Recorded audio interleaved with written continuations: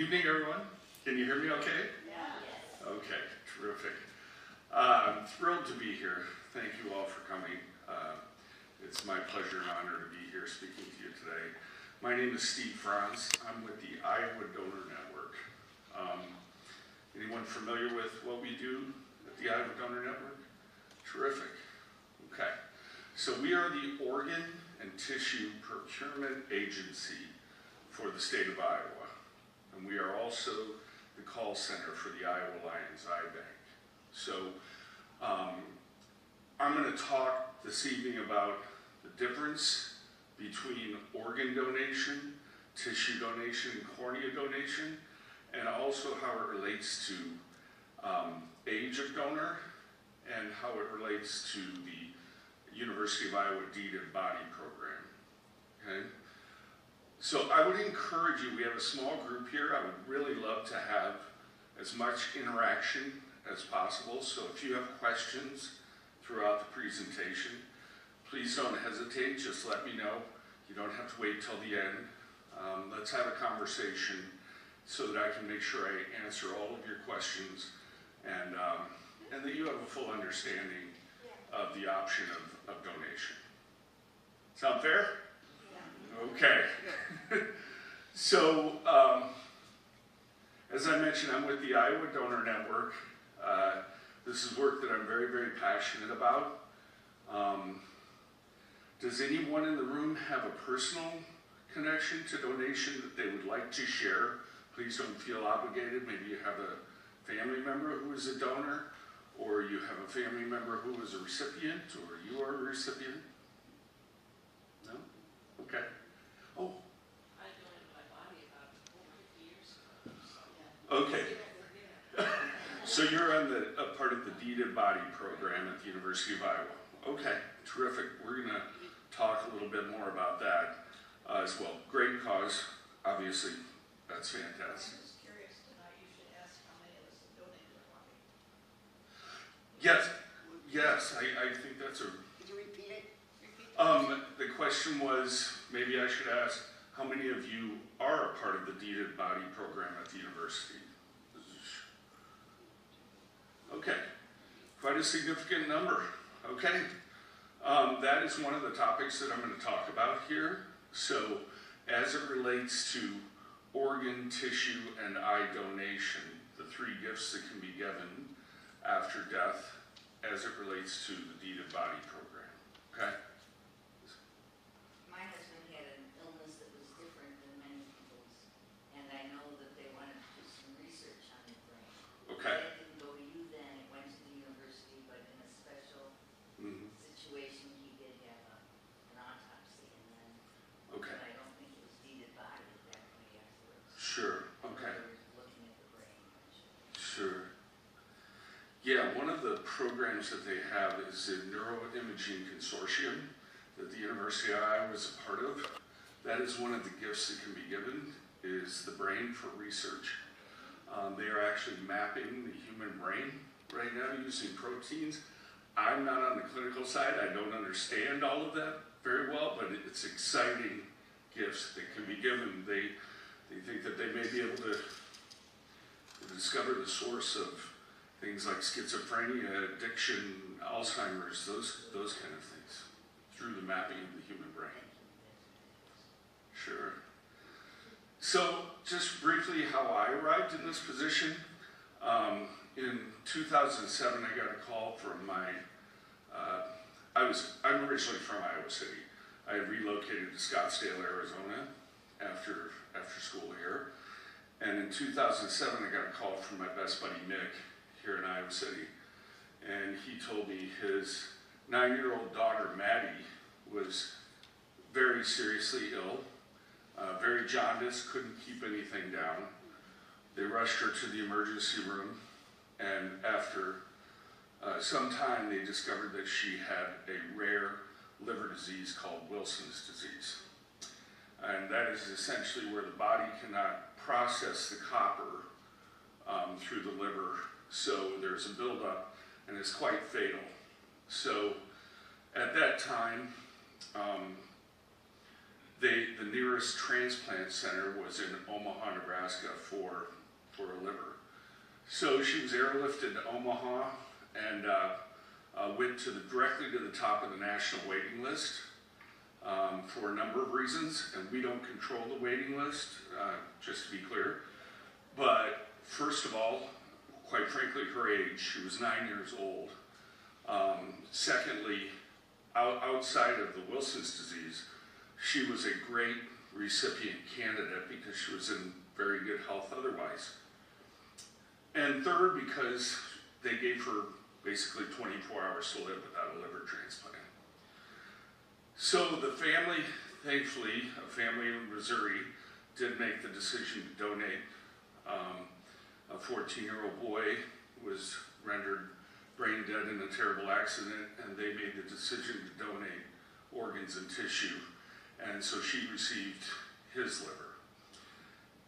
When she was well enough to travel, they all came down to Scottsdale, where I was working in a resort there, and I put them up in a suite, and we went to breakfast, and they're just telling me the whole story. And this is Maddie, and she was 9 years old, and she did just this at the breakfast table. She was very proud of her scar, and she wanted us all to see it. And they're telling me this story, and I am just like, man, I'd really love to do something in that field someday. You know, it would be so rewarding to be involved in some way. So years later, I relocated back to Iowa City to be close to my mother, who's here in the room, my mother, Joan. And I saw an ad for the Iowa Donor Network. So I was very excited to see this come to full circle and be able to be here and speak with you folks today. To kind of put a bow on the Maddie story, we will be attending Maddie's wedding here. She celebrated over 15 years with her new liver, and her wedding will take place here in just a couple weeks in Waverly, Iowa. So a lot of fun. That's sort of my personal story. A little bit about the Iowa Donor Network. We are a not-for-profit organization. We are, as I mentioned, the OPO, or Organ Procurement Organization for the state of Iowa. But we are unique in that we are also the Tissue Recovery Agency. And I'll explain a little bit more about what tissue is in a moment here. We are regulated by CMS on organ and tissue donation and the FDA on tissue and cornea donation. I'll explain the significance of that distinction. We serve over 120 hospitals and 3 transplant centers in the state of Iowa. 2 of the transplant centers are located in Iowa City, and 1 is in Des Moines. We have offices in North Liberty and Altoona, Iowa, and I office out of North Liberty. I live here in Iowa City. Our communication center is staffed with a whole lot of talented people. Organ and tissue recovery specialists who are actually in the ORs and in the tissue recovery suites. Family services are a big part of what we do. So in other words, if you are a donor, your family will get ongoing support, grief therapists, social workers, ongoing communication about where your gifts went and who they benefited. And that's a very important part of what we do as well, making sure that we honor the families of our donors. We also have funeral directors on our staff, which no other OPO in the country has. It just allows us to work and communicate more closely with the funeral homes. So we have relationships with all the funeral homes to make it a cohesive and smooth transition. If, say, somebody wanted an open casket ceremony and they are a donor, we would be cognizant of that during the recovery process. We even ask, what type, do you have a decision on wardrobe?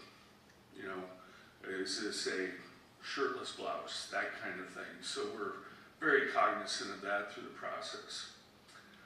We do operate 24/7, 365. Our dedicated tissue recovery suites are in Altoona, and as I mentioned, we're the primary call bank for the Iowa Alliance Eye Bank. We already talked about many. So, a few things I'm going to cover today. I'm going to summarize the many gifts that can be given, life-saving and life-enhancing gifts through donation. And we'll talk about how to register to be an organ, tissue, and eye donor. The eligibility of gifts related to age. And I can tell you that each and every donor is case-by-case evaluation. So there are no hard limits on age for donation. It is a complete evaluation clinically of each and every potential donor. So we recently had an 84-year-old liver donor in the state of Iowa. So I'm going to dispel a few of those myths about age-related donation restrictions. I'm going to detail the recovery and restoration process that allows for any type of funeral service to be performed. And I'll talk a little bit more about those donor family services folks who support your loved ones after your decision for donation. Okay. The one that is not listed up there is probably the most important, and that is the why. Why should I become an organ, tissue, and eye donor? What is the end result? What is the who does this benefit and how?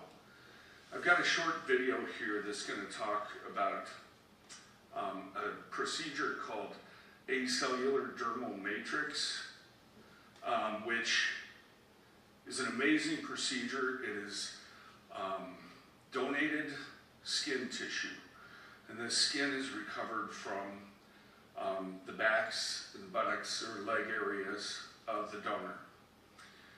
That tissue is obviously used for many, many things. It's absolutely life-saving for burn patients. This acellular dermal matrix procedure, though, they actually remove the cells from the skin tissue. Don't ask me how. I don't. Maybe somebody in the room has the clinical knowledge of how that works. And then now they can take that tissue, and if a woman has a mastectomy, they can do the reconstruction, the breast reconstruction, during the same surgery as a mastectomy now. So this donor tissue is acellular. They build the scaffolding for the breast reconstruction during the same surgery. So that woman wakes up from a mastectomy and has her reconstruction in place. I was teaching this class at Grinnell, a hospital in Grinnell, a few months back, and before we got to the end of this video, I heard from the back of the room a lady yell, "When the hell did they start doing that?" Because she had a breast cancer survivor from many, many years ago, and she went on to explain how difficult. She had to wait 8 or 9 months. They took the grafts from her own body, a whole separate surgery. So this is a pretty remarkable advancement. They can also use this for cleft palate repair. Skin tissue is very versatile and can be used to treat so many people and impact the lives of so many. Anyone want to take a guess before I play this video as to the oldest skin donor in the state of Iowa? Older than 84? Yep, 106. And that is because skin tissue has no upper age limit.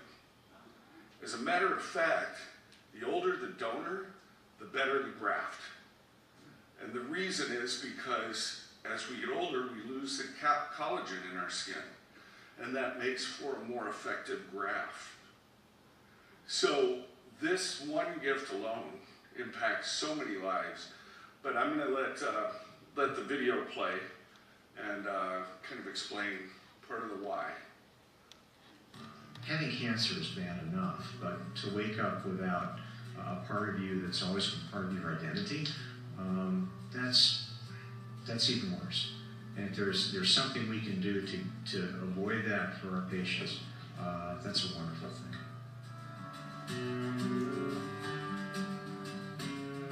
I am the third generation in my family to have breast cancer. The disease claimed my maternal grandmother, and my mother had it when she was in her 40s. Reconstruction was not even an option for her back then. I was diagnosed a few years ago with a couple of precancerous conditions for which I was taking medication and we were keeping an eye on. But during that period of time, I was also exploring my options should I ever be diagnosed with breast cancer. And sure enough, 3 years after that, I was diagnosed. And I knew that I wanted to not just beat the disease, I wanted it gone from my life forever. And not only that, I wanted to emerge from it stronger and even better than before. And to that end, I was exploring reconstruction options. I was very blessed to have a couple of friends who had been through the breast cancer experience and had some recommendations for me. I was very fortunate to end up with Dr. Wilkins, who explained reconstruction options to me. The reason I'm very interested in this is because it has a huge impact on women's lives. Mastectomy, as our research and others have shown, has a significant negative impact on body image, psychosocial functioning, and overall quality of life. We've also shown with our research that breast reconstruction goes a long way in reversing some of these adverse effects. One of the innovations that have really changed the landscape is the introduction of what's called acellular dermal matrix, or ADM. Acellular dermal matrix is human donated tissue from donors or families who have been generous enough to contribute these tissues from their loved ones. It is processed sterilely to prevent tissue rejection when it's used in new patients. And without these very generous families, we could not have this as an option for reconstruction patients. In contrast with the traditional approach, the one-stage approach uses the human donated tissue and the final implant, which are placed at the time of the mastectomy, so that the woman wakes up with her new breast or a new breast. It essentially makes you feel normal, so that when you look in the mirror in the morning, you see you. You don't see, a cancer patient. The surgery went so well that the very next morning when Dr. Wilkins came to see me, I was actually sitting up in a chair, not my bed, but in a chair next to my bed, having breakfast, reading a book. I felt that good. I think that it's a lesson for going forward for anybody else who wants to know the options that are there. Having the donated tissue, to me, it means more. It means somebody else thought enough of other people to want to do this. And to me, that's fantastic. It's just wonderful to see her, living a normal life and feeling good about herself. If you do what I do for a living, that's what it's all about. This surgery that I had was made available, was made possible through the gift of donation. I truly thank them every day of my life for their generous gift, and I really do hope that they understand what it means.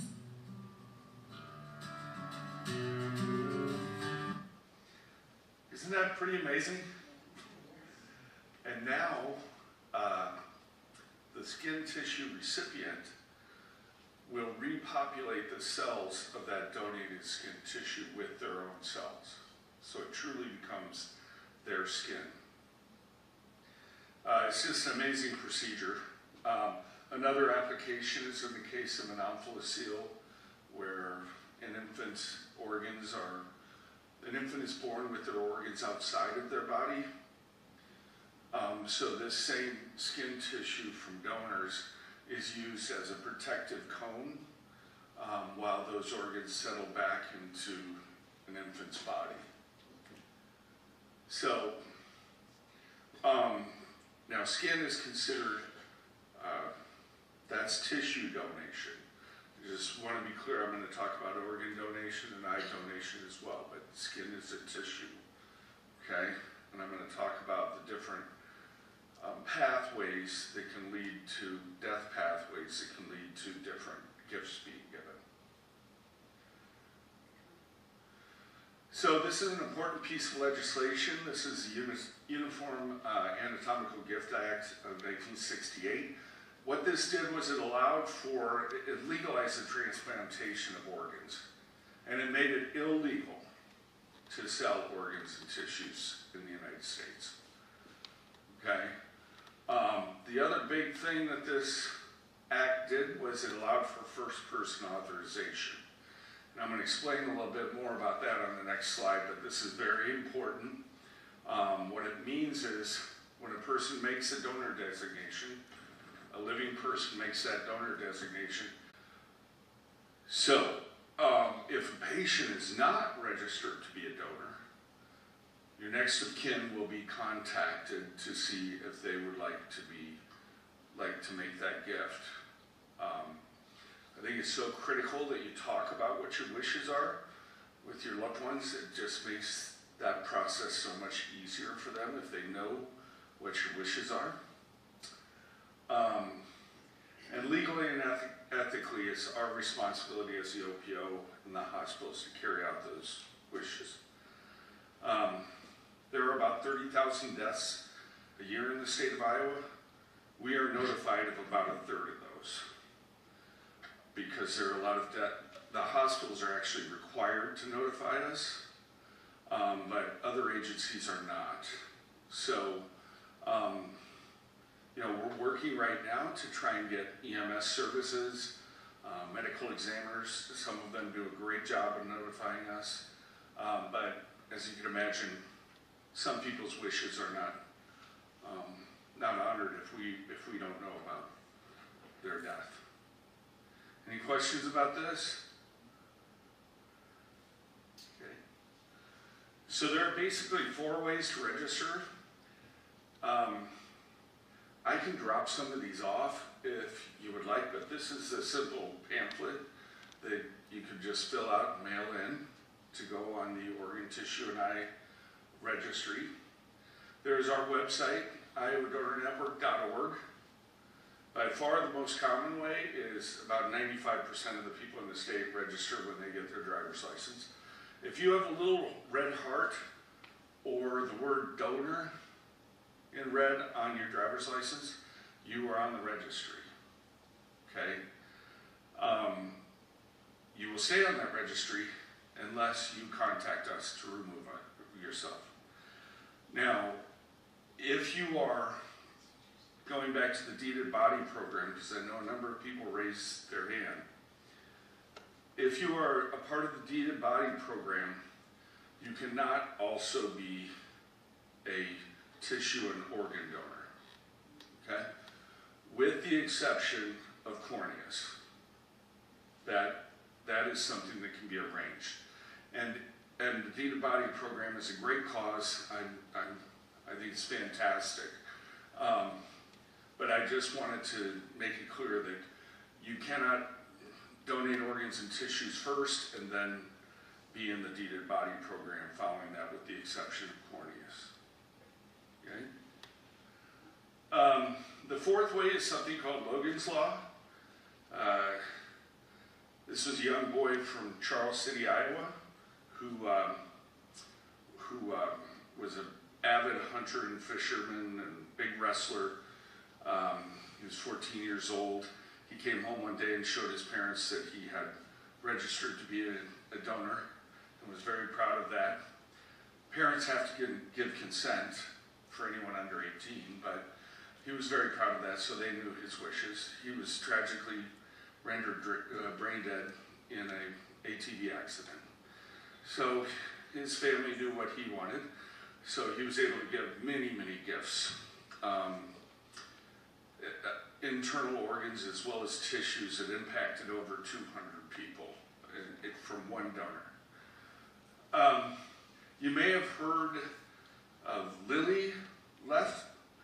That is Logan's sister. She will be wrestling for the University of Iowa's women's wrestling team next year. When she won her 3rd state championship in Iowa this year, And she started wrestling because of her brother. When he passed, it was to honor him. When she won her 3rd straight championship in wrestling, the young girl that had received Logan's heart was in the crowd with her family. So pretty neat legacy. So Logan's Law it dictates that if you are not on the registry and you go to get a hunting, fishing, or fur trapping license, they will ask you if you'd like to sign up. In the first 3 months, an additional 1,000 registrants were on the registry as a result of this law. So why do people choose donation? Doing the right thing. People of Iowa are pretty altruistic in general, pretty generous giving people.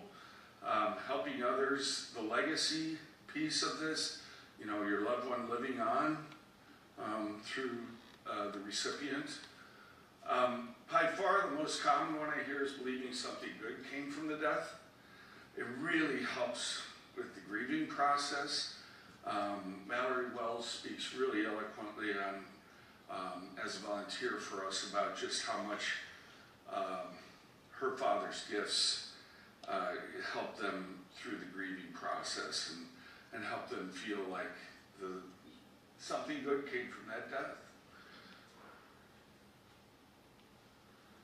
So we have a lot of partners throughout the state of Iowa. As I mentioned, the hospitals are required to report deaths to us, but we work with all of these other agencies, long-term care facilities, EMS, law enforcement, medical examiners that I'll talk about in a minute, and funeral directors. So let's get down to the 2 death pathways and what gifts can be given as a result of the manner in which someone passes. So on the left-hand side, you see imminent death. Okay, that is a person who is on a mechanical ventilator and is meeting certain clinical triggers that I'll talk about in a minute. That person, that patient, we are notified of when they meet those triggers. And that pathway makes that patient eligible for organ, tissue, and eye donation.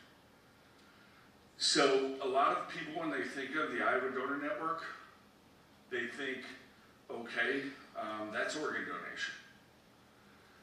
Well, the specific way in which you pass dictates whether or not you can be an organ donor. A person must be on a mechanical ventilator and meeting certain clinical triggers.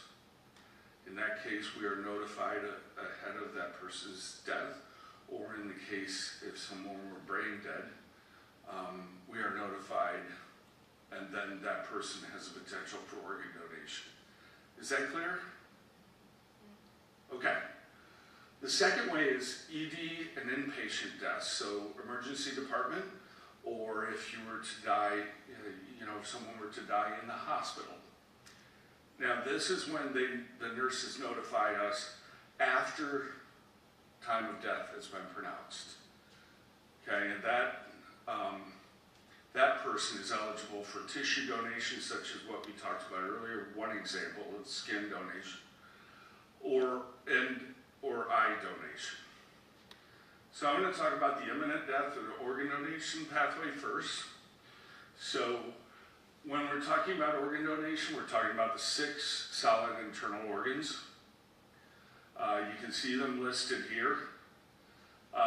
Over on the right-hand side is the transportation time.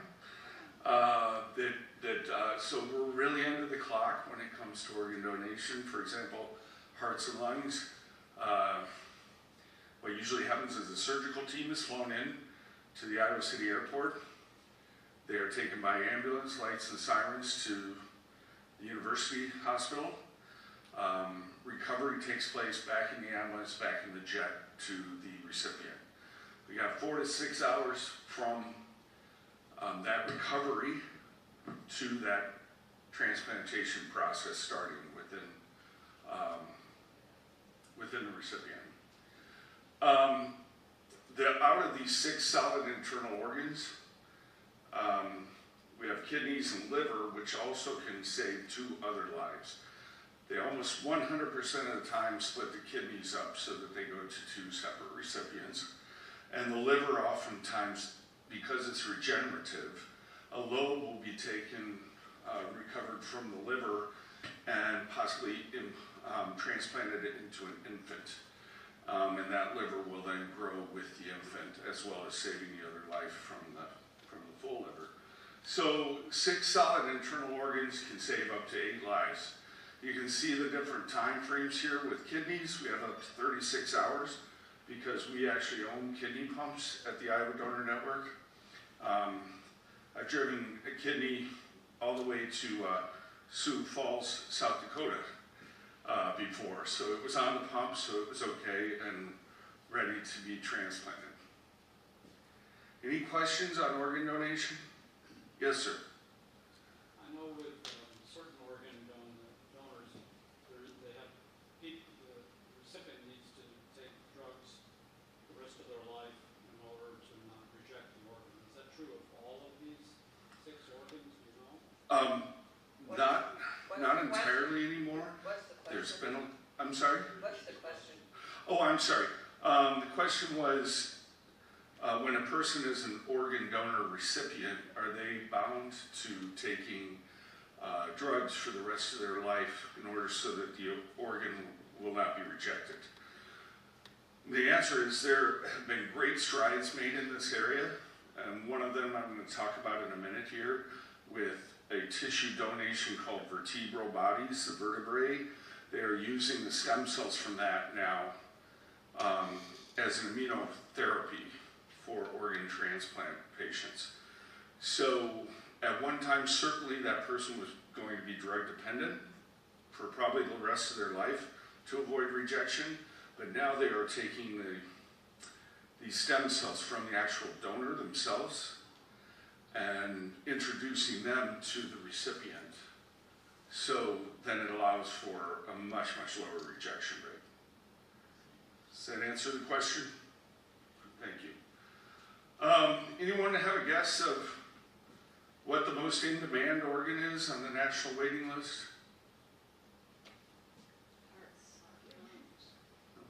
Did someone say kidney? Yep. About 85% of the people on the national waiting list are waiting for a kidney. That's part of the reason why the kidneys never go in block to the recipient. They're always separated because the demand is so high. So, because of that specific ventilated patient meeting clinical triggers, only 3 in 1,000 people have the potential to be an organ donor. Does that surprise anyone? I know it's very rare. However, we are getting better and better at discovering more donors that are eligible now. For example, the HOPE Act was passed, which allows an HIV positive donor to donate to an HIV positive recipient. When COVID started, there was a hard stop on organ donations from anybody who died from COVID. Since then, hundreds of COVID positive patients have donated their organs and successfully transplanted with no issues whatsoever. So it is extremely rare, but we are getting better at the process, and I'll explain that in a minute. So there are 106,000 people on the organ transplant waiting list, and there are 600 plus Iowans. I get these numbers every week, and last week it was 674 Iowans are waiting for a life-saving organ. In 2022, 115 Iowans were able to donate organs, and that resulted in 347 organs were successfully transplanted because of the kidneys being separated and the liver being able to be regenerative and used in more than one recipient. We did hit a milestone last year in September. We exceeded 1 million successful transplants in the United States, which was a major breakthrough. And 17 people die each day waiting for an organ transplant. And every 9 minutes, another name is added to the list. So you can see the need is great. Having said all of that, there's good news here. This is the first time ever we have exceeded 42,000 organ donors in the organ transplantations in the country. That's averaging 133 organ transplants happen every day in the United States in 2022. You can see the impact of eye donation and tissue donation, 2.5 million.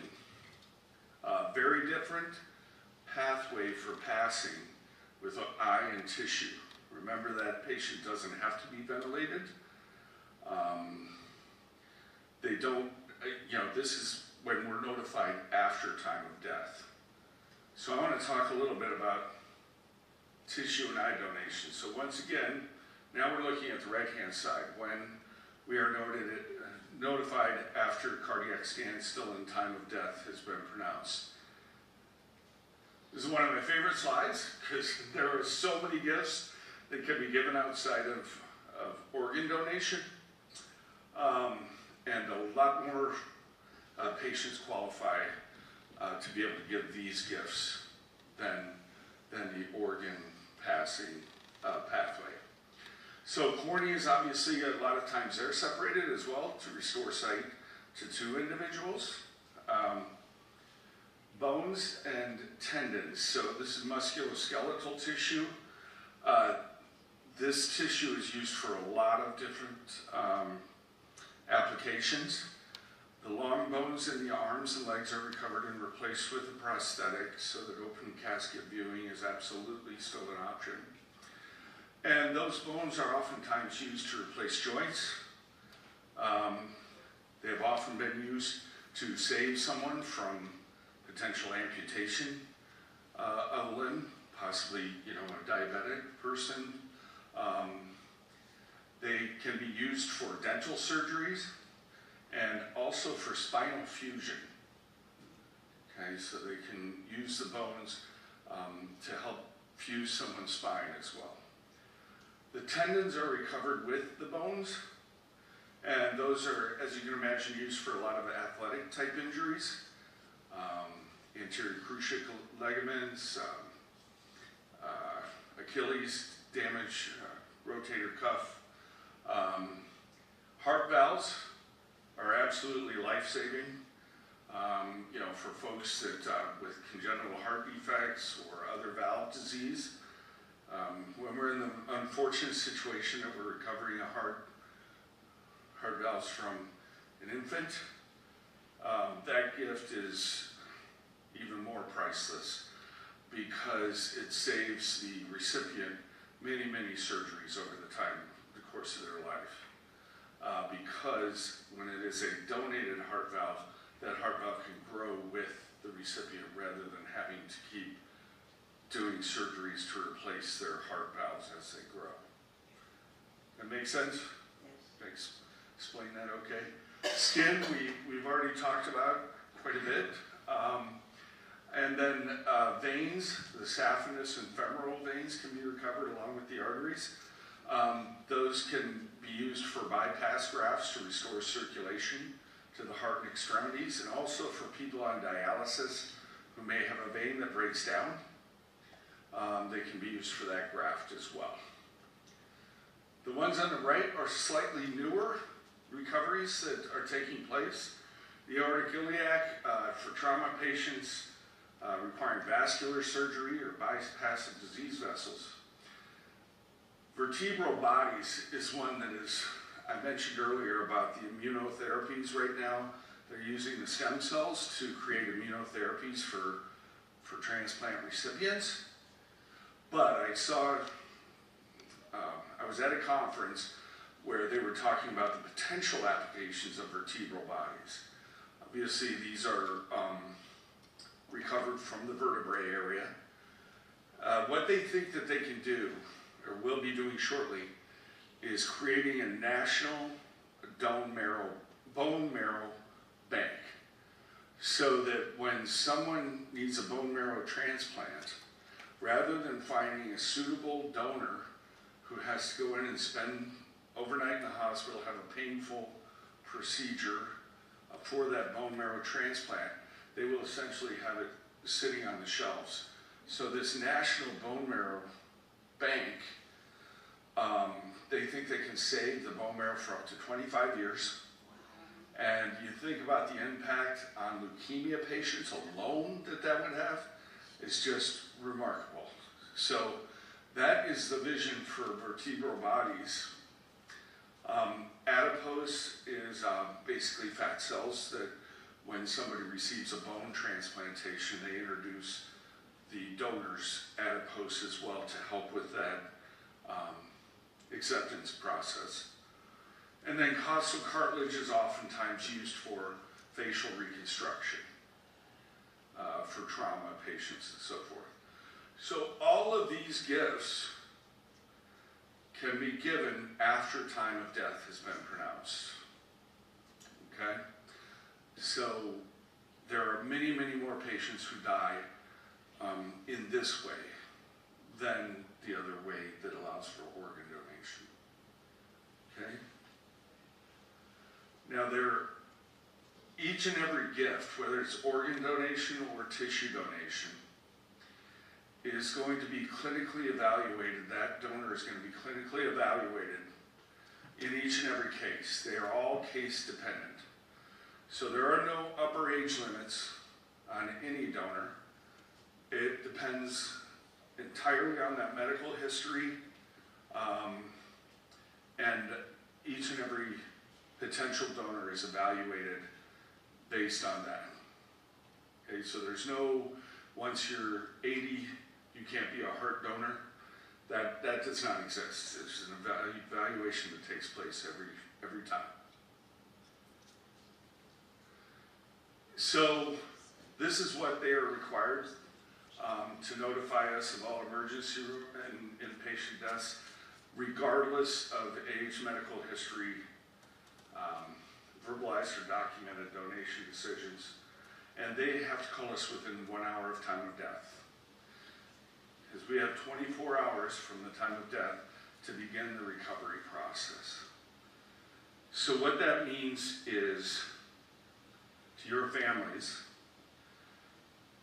someone will be, the nurse will notify us at time of death within 1 hour, and then we, if you are registered, yes, we will contact your loved one, and keeping in mind we do only have that 24-hour time frame. So I do want to make you aware that it is a very sensitive time, obviously, to be calling, and our folks are trained and certified in how to make that approach to your family members. That's why I always say, if you can let your loved ones know ahead of time what your wishes are, that is a huge weight or burden off their shoulders.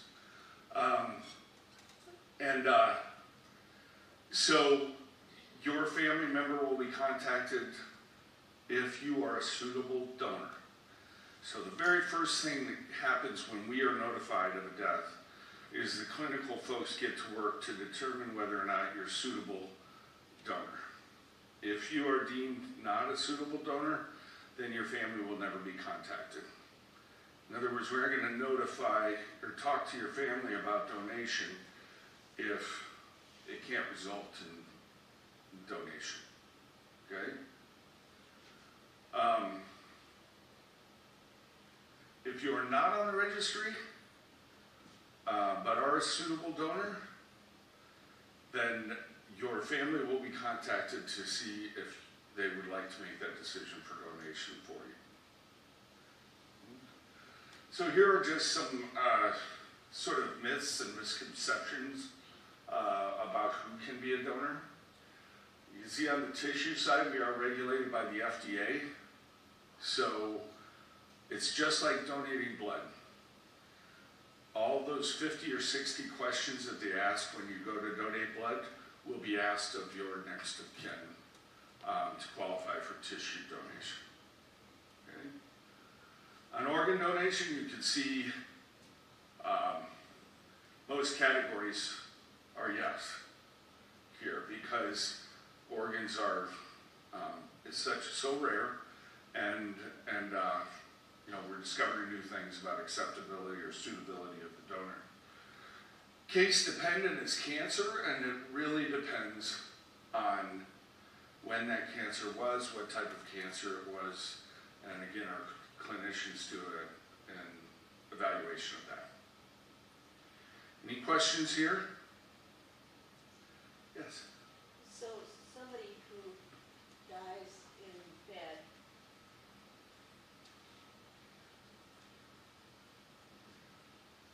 their loved one cannot determine the cause, the time of death?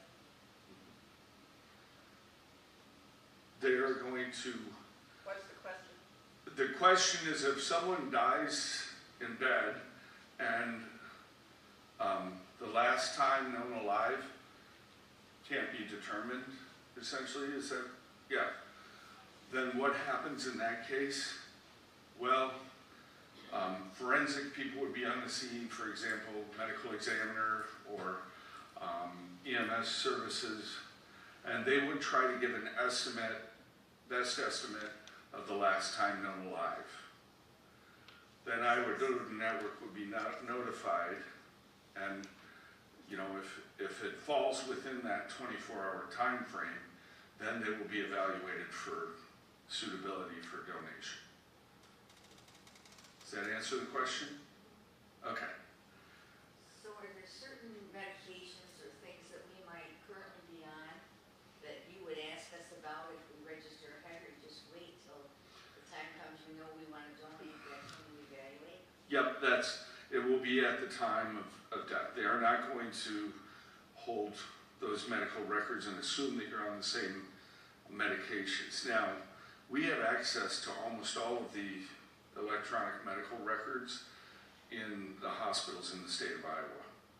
So we are allowed to look at what your medications and medical history are before your family is ever approached or anything along those lines.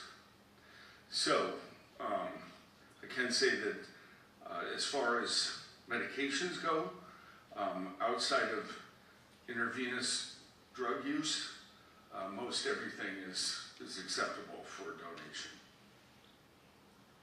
Okay.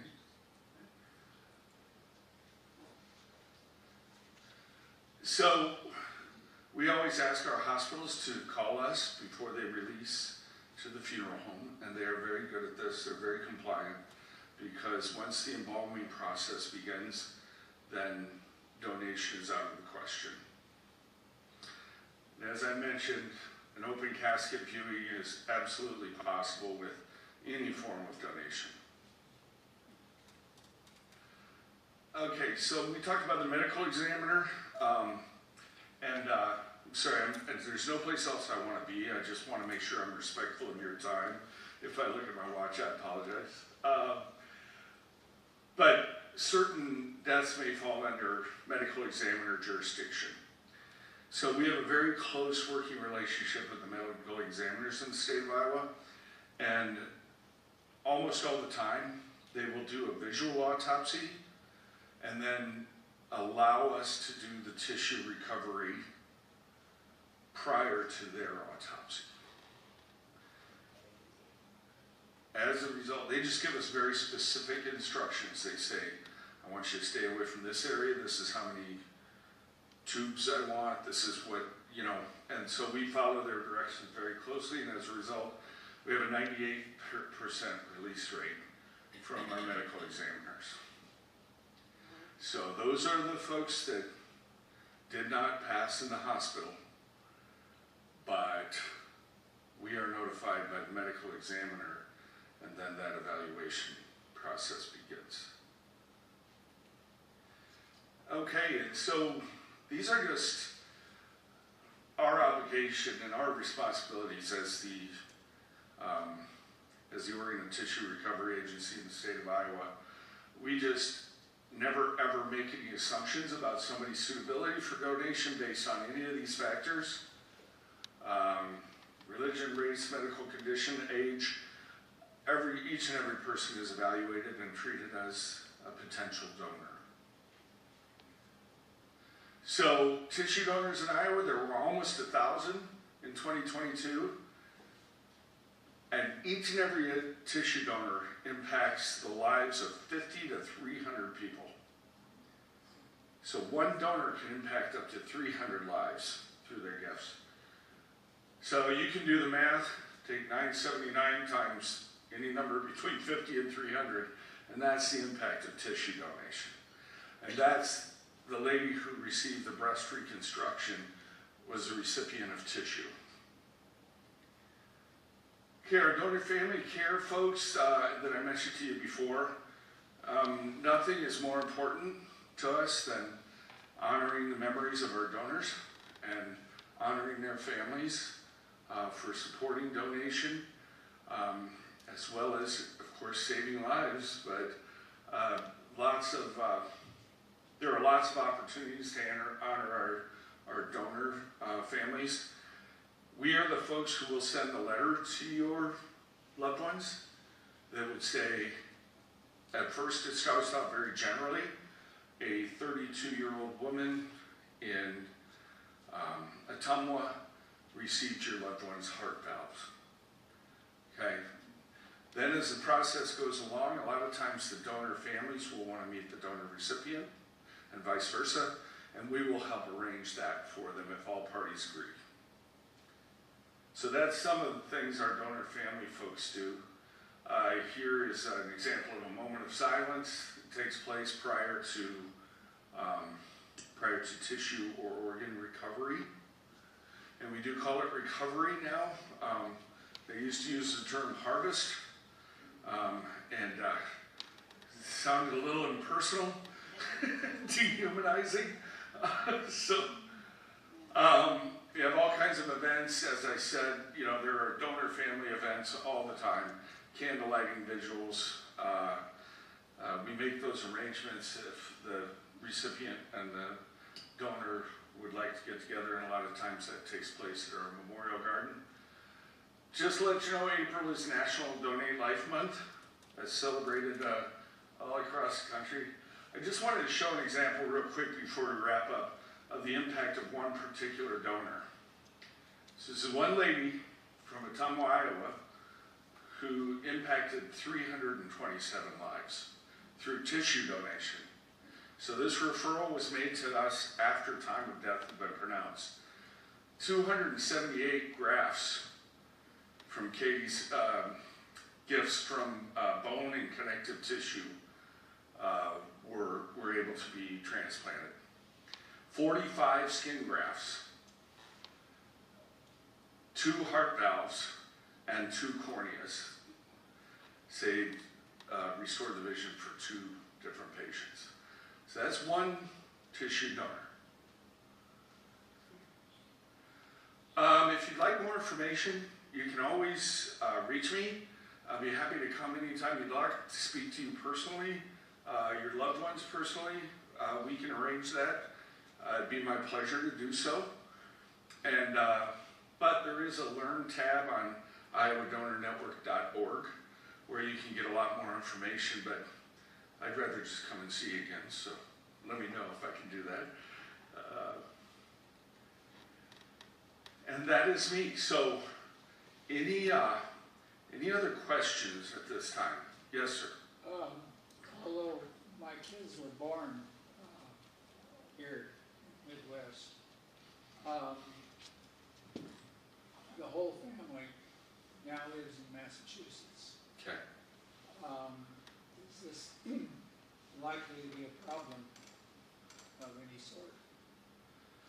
No. They are expecting me to be cremated. Okay. They expect to get the ashes, Okay. but that is not a problem. As long Not as an they're issue there. whatsoever. We have, the question is, this gentleman's family all lives on the East Coast, and the plan is that his wishes are that he would like to be cremated and the family receive the ashes. That is absolutely an option. All the time, the cremains after tissue donation, it happens all the time. So that won't be an issue. If you're determined to not be a good donor, you can still donate your body to research. Absolutely, yeah. How does that work? Well, we don't work in conjunction. The question is if you're a registered donor but you're deemed not suitable for donation, can you donate for example, the deeded body program, right? Yes. Is that what you're referring to? Okay, so that involves the coordination and you expressing your wishes to your loved ones. Okay, it can be on a will. However, wills are not usually readily available. I would really suggest if that's the route you would like to go, see if I can be a tissue or organ donor first, and then if not, the deeded body program second. It's just so important that your family understand what your wishes are so that you could then be on the registry for the Iowa Donor Network, but also on the registry for the deeded body program as a second option. But the people who are always going to be contacted are your next of kin, okay, or those who have the legal authority to make medical decisions for you, okay? Bill and I are body donators, Mm-hmm. and they said to call your transportation within 10 hours of death. Okay. So you've got some places it's like, what, 30 hours or 24 hours or for transportation of a kidney, for example, yeah. well, of the body to get it to this pool. Okay. Or the more. So we have 24 hours from time of death to begin the tissue recovery process in the case of that. The first thing that's going to happen is we're going to access the medical records, your medical records, to determine if you're a suitable donor. That does not take a lot of time, a suitable potential donor. If you are not at that time, then the transportation to the deeded body program will take place. Does that make sense? I think so. Okay. The key to it all is making sure your loved ones know what your wishes are. If they don't know that you would also potentially like to be a donor outside of the deeded body, then they aren't going to know those are your wishes. So, Follow on up a little bit. So the organ,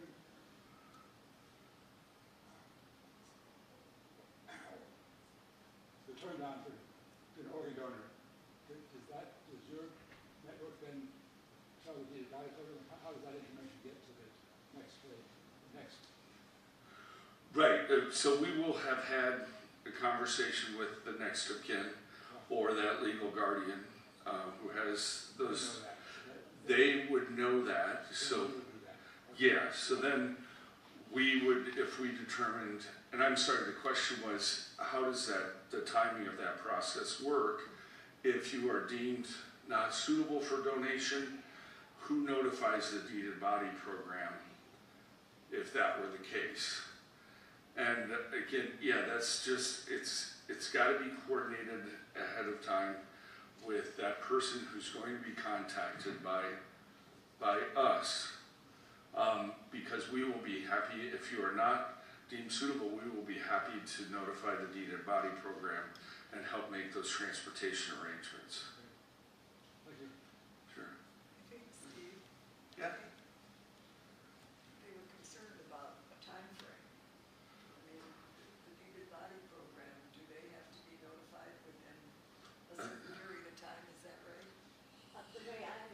Yes. They want 10 hours. Okay. Yeah, they do, and I'm not, I believe it's 10 hours, that's good information.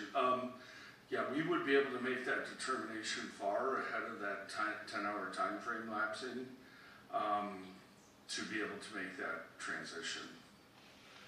So, some things are, you know, there may be a little bit more, like in the case of organ donation, you know, serologies may have to go for evaluation, that sort of thing, to determine suitability of the recipient. But in the case of the deeded body program, you know, that we will be determining if you should choose to first explore donation and then the deeded body program, we will be making that determination in a fairly short amount of time of suitability.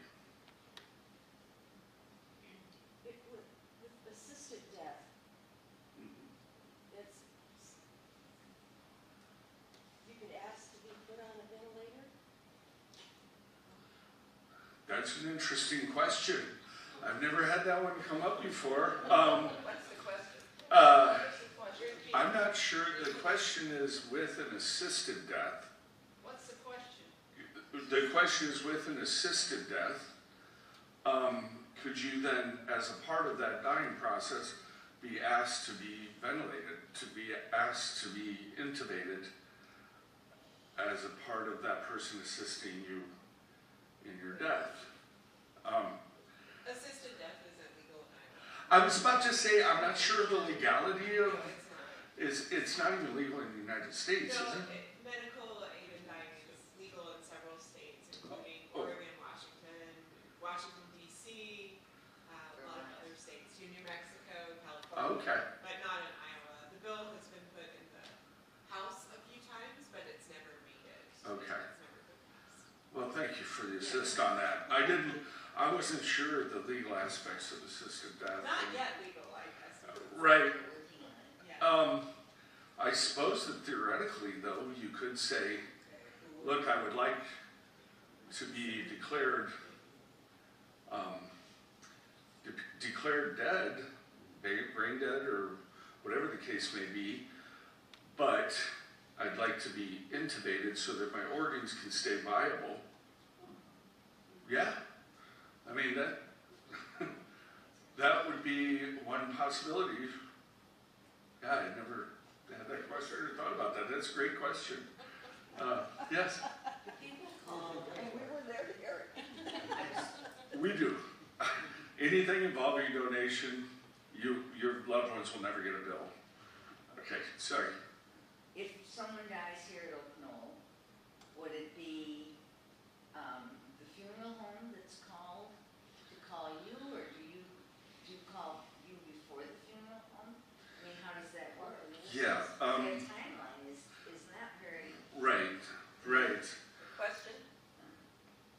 Okay. The question was if someone were to pass here on property at Oak Knoll, who is the funeral home the first phone call, or is